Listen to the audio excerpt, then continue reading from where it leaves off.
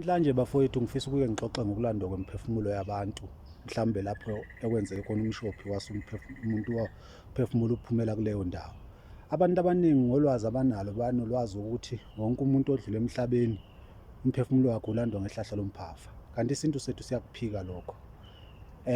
Indoda ilandwa ngehlahla lomphafa, kuthi umfazi alandwe ngehlahla lomganu. Intombi noma umfana ongakagani alandwe ngehlahla lomthola. Ake ngenze nje isibonelo. Ngesintu sethu kukhona izithebe ezintathu. Kukhona isithebe sendoda esiyinhloko, kube khona isithebe somfazi, engasho ngithi ngesabafazi isithebe sesifuba, bese kuba khona isithebe sezintombi, ibele.